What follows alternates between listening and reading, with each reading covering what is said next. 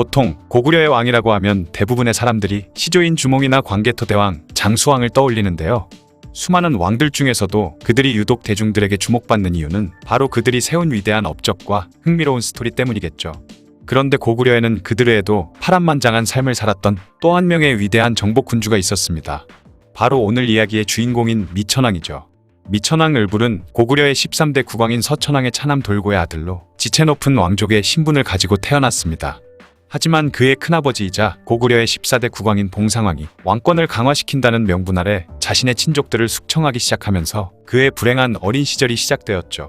봉상왕은 지속적으로 고구려를 침략하며 백성들을 괴롭히던 숙신족을 무찌른 전쟁 영웅이자 자신의 숙부인 달가와 친동생이었던 돌고에게 반역죄의 혐의를 씌워 처형해버렸는데요.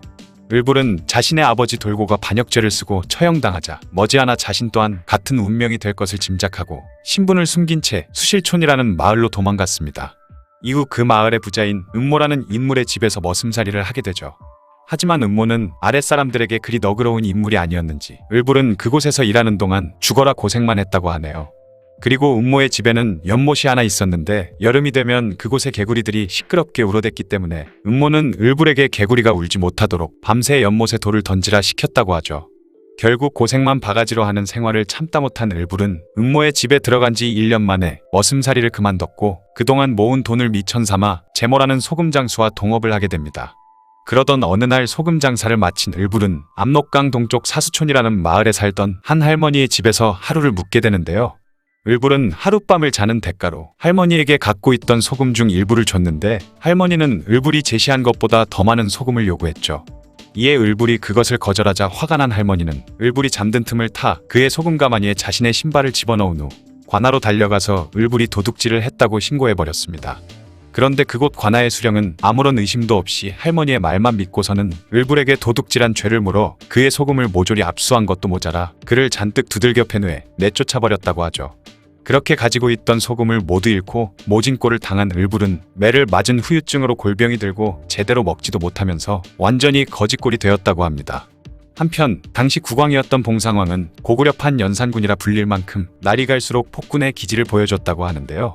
이에 참다 못한 국상 창조리는 봉상왕을 폐위시키고 새로운 왕을 내세울 마음을 먹었는데 그 후보가 바로 돌고의 아들인 을불이었죠. 창조리는 자신의 부하인 조불과 소울을 몰래 보내서 을불을 찾아오게 했고 그들은 비류강 근처에서 을불을 발견했습니다. 처음에 을불은 이들이 봉상왕의 명을 받고 자신을 잡으러 온 것이 아닌가 의심하며 자기는 을불이 아니라고 했지만 조불과 소울은 침착하게 을불에게 모든 사정을 설명했죠. 그제야 모든 사실을 알게 된 을불은 그들을 따라가서 창조리를 만나게 됩니다. 얼마 후 창조리가 을불을 새로운 왕으로 추대하는 반정을 일으키면서 봉상왕이 폐위되었고 을불은 고구려의 15대 왕으로 즉위하게 되죠. 봉상왕은 얼마 후 자신의 아들들과 함께 감옥에서 자살했다고 합니다. 미천왕 을불은 왕으로 즉위한 이후 오랫동안 중단되었던 요동 지방으로의 진출을 다시 시도하려고 했는데요. 마침 그 당시 중국은 위초고의 삼국시대를 끝내고 중국을 통일한 서진에서 해제 사마충과 가난풍 같은 인물들이 등장하면서 파랑이난과 영가이난 같은 재난이 연달아 일어났고 덕분에 혼란스러워진 나라 안을 수습하기에도 바쁜 상태였기 때문에 고구려가 자신들의 변방을 공격해도 그것을 신경 쓸 여력조차 없었습니다. 때문에 미천왕은 다시 없을지도 모를 이 기회를 놓치지 않고 싶어 했죠. 302년 미천왕은 3만 명의 병력을 끌고 한나라 시절 설치된 군현 중 하나인 현도군을 공격해 8천여 명을 포로로 사로잡는 큰 성과를 거뒀는데요. 약 10년 후에는 전략적 요충지라 할 수 있는 서안평을 점령하면서 낙랑군과 대방군의 보급로를 끊는 데 성공하게 됩니다. 미천왕이 정복군주로서 세운 업적들 중 가장 큰 업적으로 꼽히는 것이 바로 낙랑군과 대방군 점령이라고 하죠. 그는 313년에 낙랑군의 군벌 장통을 요동으로 쫓아냈으며 다음 해인 314년에는 대방군을 멸망시키며 옛 고조선의 영토를 되찾았습니다. 그리고 평안도 지역의 비옥한 평야지대를 점령하면서 고구려의 국력을 더 높은 단계까지 끌어올렸는데요. 한마디로 말해서 미천왕이 고구려의 운명을 바꾼 것이라 해도 될 정도라고 하죠. 원래 고구려는 험준한 산악지형에 자리 잡고 있었던 데다가 혹독한 기후까지 겹치면서 늘 식량이 부족했던 나라였습니다. 때문에 국력 또한 그리 크지 않아서 미천왕 이전의 고구려는 동시대의 신라와 백제보다 중앙집권 국가로서의 체계 정비를 빠르게 시작하기는 했지만 당시 사람들에게 한반도의 패권을 차지할 만한 국가로는 여겨지지 않았죠. 하지만 미천왕의 연이은 정복 사업으로 고구려는 서북방 지역의 비옥한 농토를 얻을 수 있었고 드넓은 농토를 바탕으로 농업 생산량이 폭발적으로 늘어났습니다. 그 생산력을 기반으로 광개토대왕과 장수왕 시절 요동과 부여를 정복해 얻은 동북평원의 생산량까지 더해지면서 6에서 7세기 무렵의 고구려는 비록 방어전이기는 했지만 중국의 통일왕조와도 승부를 겨루는 것이 가능해진 강대국으로 성장하게 되죠. 미천왕이 세운 업적은 단순히 고구려의 성장뿐만 아니라 고조선 멸망 이후 한사군이 설치되면서 400년에 가까운 시간 동안 한반도 일부 지역들이 중국의 지배를 받던 상황에서 벗어나게 만들었다는 점에서도 그 의미가 아주 깊다고 볼 수 있는데요.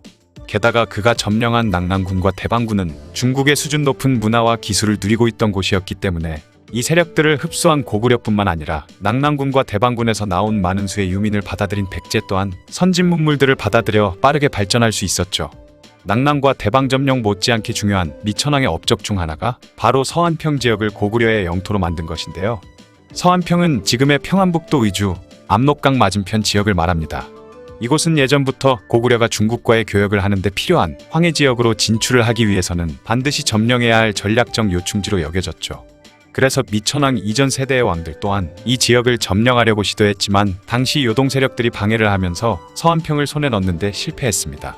고려의 11대 왕인 동천왕 시절에도 서안평을 한 차례 공격했지만 위나라가 보낸 관구검에게 무참히 박살난 데 이어 수도인 국내성마저 털리는 치욕을 맛봤다고 하네요. 그런 고구려의 오래된 염원을 바로 미천왕이 이뤄낸 것이죠. 이 지역을 차지함으로써 고구려는 본격적으로 황해로 진출하게 됩니다. 그런데 이 서안평 지역은 중국 만주 지방 중에서도 가장 험하기로 소문난 곳이기 때문에 지상군만으로는 점령하기가 불가능한 곳이었다고 하죠. 그래서 훈련이 잘 된 수군의 존재가 반드시 필요했는데 미천왕이 이 서안평을 점령해냈다는 사실로 봤을 때 실제로 수준 높은 수군을 육성하는데도 성공한 것으로 짐작된다고 합니다.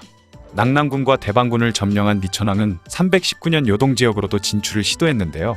그는 선비족의 세력 중 하나인 우문선비, 단선비 등과 연합해서 당시 요동 세력의 최강자 중 하나였던 모용선비 세력을 공격했지만 모용선비의 영웅이었던 모용회의 계략에 말려들면서 연합군의 공격은 결국 실패로 돌아갔죠. 성을 지키던 모용회는 우문선비족에게만 사자를 통해 소고기와 술을 선물로 보냈고 이를 본 고구려와 단선비족은 우문선비족과 모용회가 내통한 것이라 의심해 군사를 이끌고 돌아가 버렸습니다. 만약 이 공격이 성공했다면 고구려가 요동 진출을 100년은 앞당길 수도 있었지만 아쉽게도 작전이 실패로 돌아가면서 살아남은 모용선비족은 훗날 전현이라는 나라를 건국해 미천왕이 죽은 후 고구려에 큰 치욕을 안겨주게 됩니다. 파란만장한 삶을 살던 미천왕은 331년 아들 사유에게 왕위를 물려준 후 생을 마감하게 되죠. 지금까지 미천왕의 이야기였습니다. 영상을 봐주셔서 감사합니다. 더 재미있고 유익한 영상으로 다시 찾아뵙겠습니다. 구독과 좋아요 꾹 눌러주시고 댓글도 부탁드려요.